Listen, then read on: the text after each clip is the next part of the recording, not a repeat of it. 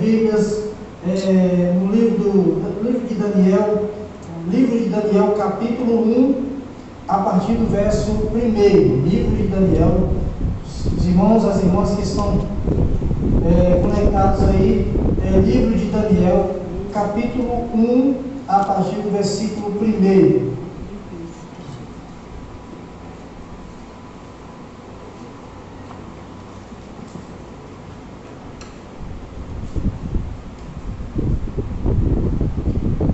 Livro de Daniel, capítulo 1, a partir do versículo 1. Quem for encontrando aí, os irmãos que estão no aplicativo, vai dando aí um joinha, para a gente saber que os irmãos já estão com suas Bíblias abertas.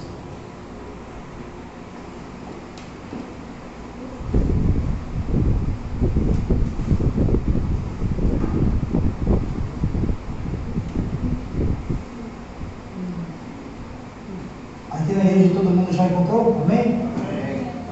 E aí no aplicativo, todo mundo já encontrou? Faz esse dá um sinal, quem encontrou? Muito bem, vamos então fazer a leitura da palavra do Senhor. Diz assim a palavra do Senhor. Eu vou ler bem devagar, com bastante calma, porque de repente a sua tradução é um pouco diferente da minha. Eu vou fazer melhor. O Anderson vai ler para mim, que a tradução dele provavelmente é igual a de vocês. Você vai ler o Daniel capítulo 1, do verso 1, você vai ler até o verso de número 9, do 1 até o 9.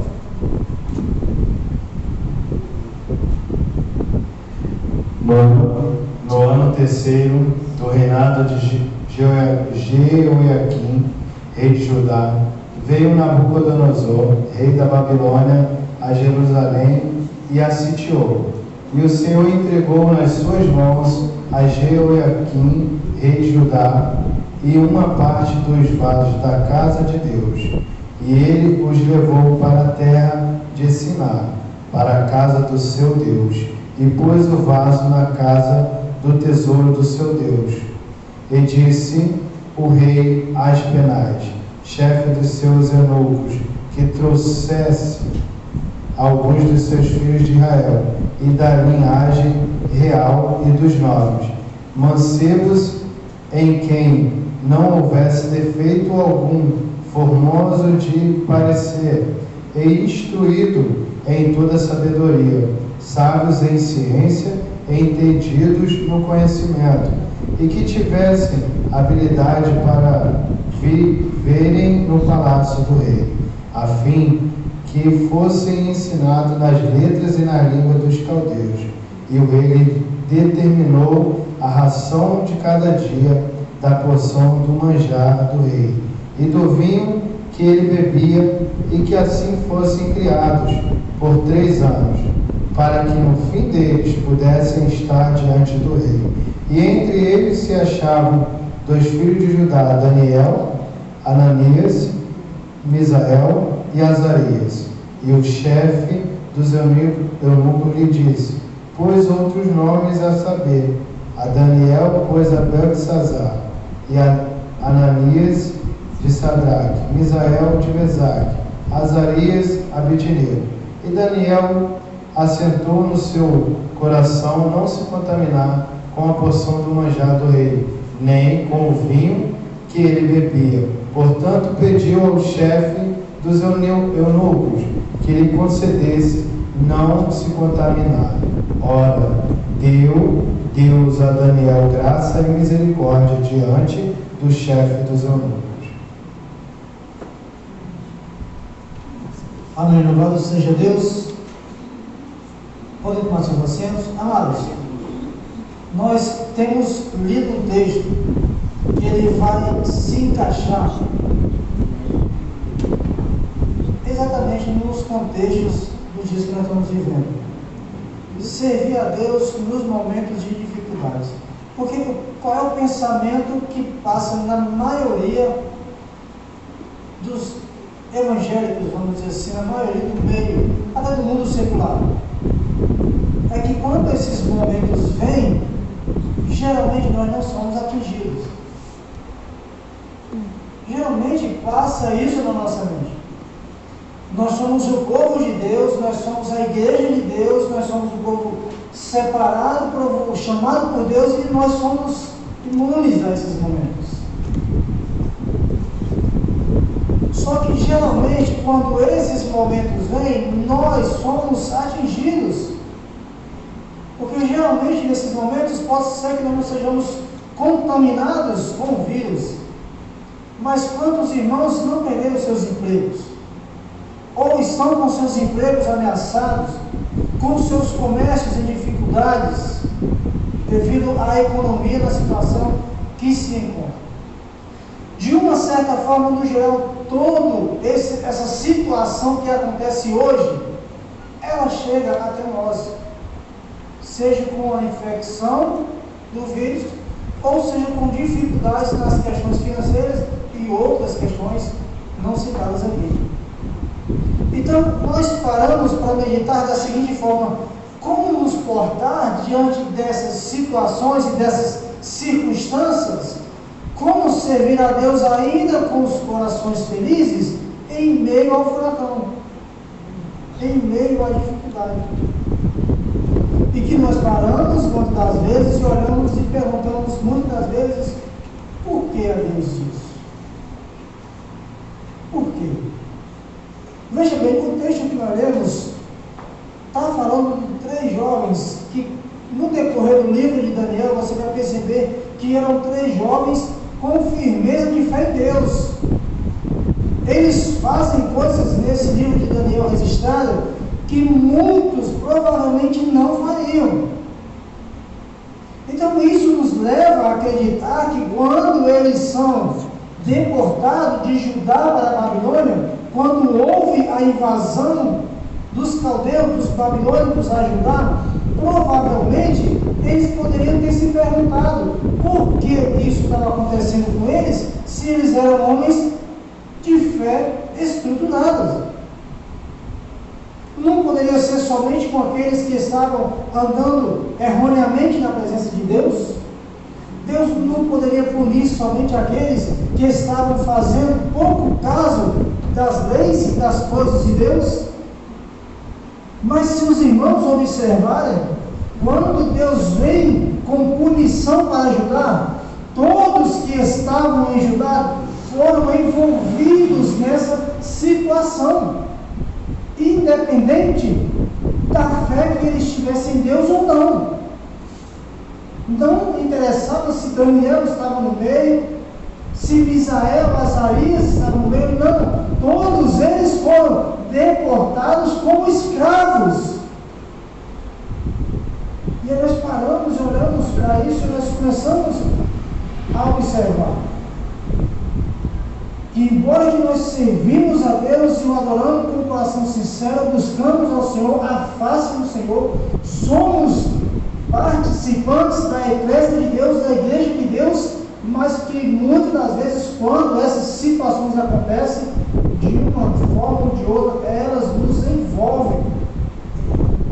E agora nós temos o registro de Daniel, e o registro está dizendo que quando teve a deportação para a Babilônia, lá estava Daniel, Azarias, Misael. Ou, como a igreja conhece, Sadraque, Mesaque e Abednego, que eram os nomes babilônicos que eles receberam. Escravos, fora do seu país, numa terra desconhecida, numa terra de um exército violento, gigantesco, potência militar da época, escravos. O contexto que nós temos aqui, do texto que nós vemos, é de 3 escravos, 3 homens escravos, que de libertos, provavelmente, e é certo que o texto diz que eles não passavam dificuldade em Judá, porque eles eram dos nobres de Judá, eles eram da classe alta de Judá, eles não eram da periferia, eles não eram da classe pobre, eles eram da classe rica de Judá. Judá, eles eram dos nobres de Judá, e agora eles são escravos, sem direitos. Eles agora são escravos. E o texto continua nos dizendo da seguinte forma: que de nobres em Judá, eles agora são escravos, e o rei tira deles e tenta implantar neles a cultura babilônica. Eles são escravos, obrigados pelo rei a aprenderem as artes e a ciência babilônica. Veja o que é que o rei diz. Trouxe-lhe alguns jovens dos nobres de Judá, homens sem defeitos, sábios. E o rei disse que é para ensinar a eles as letras, as culturas babilônicas. Para um pouco e tenta pensar com a cabeça de Daniel e seus amigos. Para um pouco e tenta pensar com a cabeça de Daniel e seus amigos. Nós tínhamos tranquilidade. Nós éramos instruídos nas leis de Moisés. Nós fomos treinados para servir a Deus em Judá, treinados para treinar outros. Agora nós somos escravos e ainda temos que aprender a cultura do nosso opressor. Sabe, é nesses momentos da nossa vida, é nesses momentos cruciais que nós olhamos muitas das vezes para o ontem e olhamos para o hoje, e nós damos aquela coçada básica na cabeça e dizemos: e agora? E agora? Como é que as coisas vão ficar? E agora, como que eu vou me importar diante da crise que o Brasil vive por causa do coronavírus? Há 2, 3 meses atrás aí, muitos dos irmãos, amigos, tinham uma vida razoavelmente tranquila, mas que hoje não tem essa tranquilidade de sair à rua e ir numa padaria lá, a padaria do irmão Anderson, e comprar R$1 de pão. Que não tem a tranquilidade de sair e ir no mercado a fazer suas compras normais, porque são ameaçados por um inimigo invisível, mas real. Eu não sei quem está com esse inimigo do meu lado. São nesses momentos que nós começamos a pensar como servir a Deus nessas situações. Além da ordem deles serem treinados, Anderson, nas ciências babilônicas, o rei agora chega para eles e fala o seguinte: qual o seu nome? Daniel. Você não é nazareno. Eu vou tirar a sua identidade. Você vai se chamar Belteshazzar. Pensa, eu sou um escravo, eu não era, eu era da classe alta, eu agora vou ter que aprender a cultura do meu inimigo, viver baseado naquilo que ele determina. Aprender a cultura é isso. Você vive de acordo com a cultura em que você está inserido no meio dela, e agora eu não tenho mais nem identidade. Até a minha identidade eu vou perder. Eu vou ser chamado de Daniel. Amados, olha uma coisa interessante. Diante de todas essas adversidades, o texto lindo do livro de Daniel, maravilhoso. E oxalá queira Deus que nós possamos também dizer: e pôs Daniel no seu coração. Quantas coisas que Daniel poderia pôr no seu coração nesse momento? Quer saber? Já que eu estou aqui mesmo, já que o barco afundou, agora deixa isso para lá, vamos aprender agricultura. Eu não trouxe para ser um escravozinho qualquer, vou aprender aqui, vou viver com os sábios, e aquela vida. Diz o texto que Daniel propôs no coração não se contaminar com os manjares do rei. Em meio a uma turbulência vivida, em meio a um furacão, nós não estamos falando de uma coisa qualquer, nós estamos falando de uma nação destruída que foi Judá, assolada. Leia Lamentações de Jeremias, Jeremias vai descrever o que sobrou de Judá.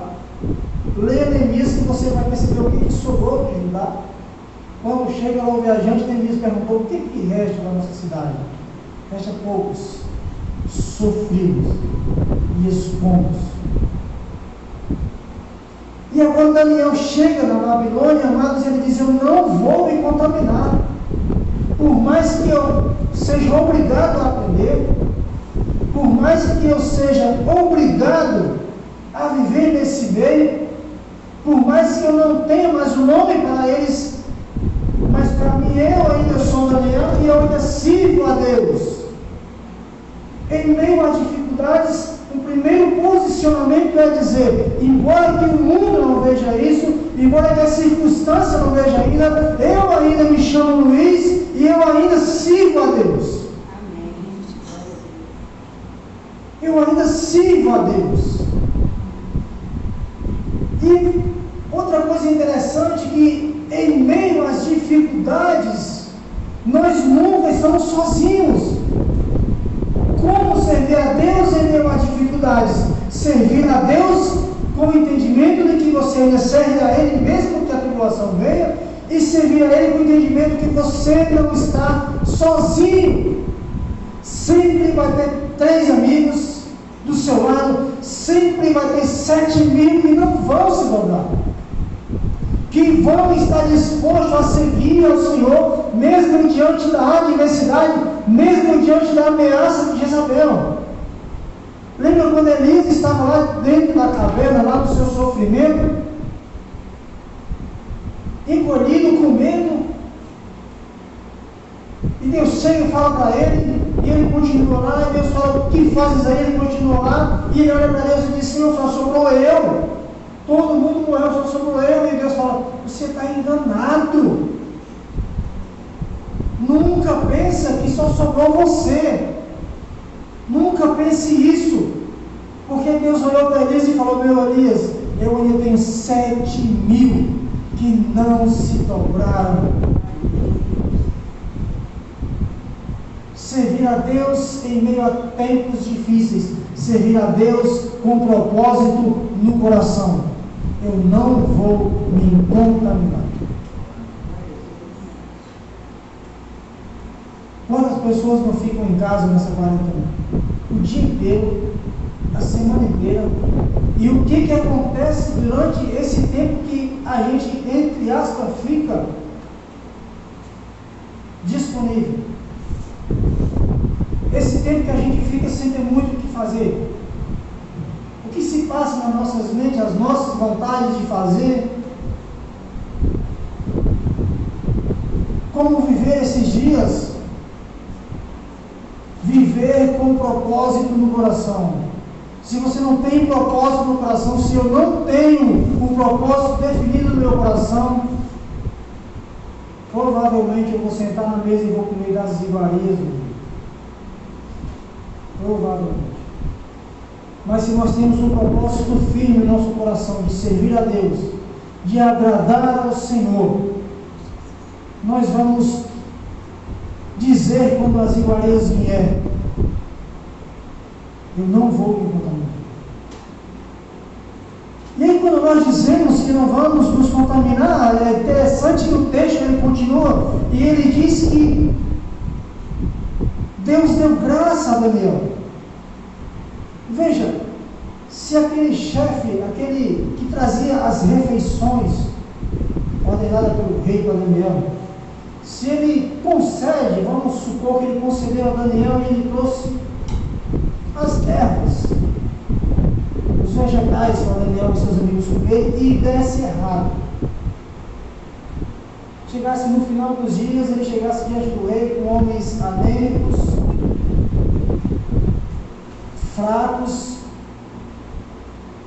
E se você é uma pessoa anêmica e fraco, você não tem um raciocínio perfeito, você não consegue raciocinar devido ao seu corpo estar debilitado. Aquele homem tem a sua vida ameaçada. E o que nós trazemos para o nosso entendimento da nossa vida? Que quando nós temos um propósito em nosso coração, firmes de agradar a Deus em tempos de dificuldades, Deus age até nesses momentos em que para nós parecia que não ia ter jeito. O chefe do seu eunuco ia dizer: você não está com juízo perfeito.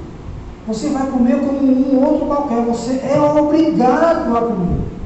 Eu entendo, irmãos, que quando nós temos um propósito diante de Deus, de servir a Ele, até nisso nós somos agraciados por Deus e poupados de muitas coisas que iriam desapontar a Deus. Poupados de comer essa iguaria, e Deus nos dá graça diante daquele a quem iria trazer isso para nós. Aquele a quem iria apresentar essas iguarias que iriam nos fazer ferir a nossa fé em Deus. Deus traz graça para nós, e diz o texto que ele alcançou graça diante do chefe dos eunucos. Servir a Deus em tempos de dificuldades, com um propósito firme no coração, com a consciência certa de que nunca estamos sozinhos, sempre tem 3 amigos dispostos a andar juntamente conosco. E servir a Deus em tempo de dificuldade com a consciência de que Deus nos dará graça diante das adversidades que o mundo nos oferece. Deus sempre vai dar um meio, Deus sempre vai dar um escape, Deus sempre vai agir para que nós possamos no final olhar para trás. Não há tempo para nós fazermos a leitura, mas mais à frente Daniel vai ouvir as seguintes palavras: desde o dia que você pôs no seu coração o propósito de não se contaminar, de servir a Deus, desde esse dia, as suas orações, as suas petições são ouvidas.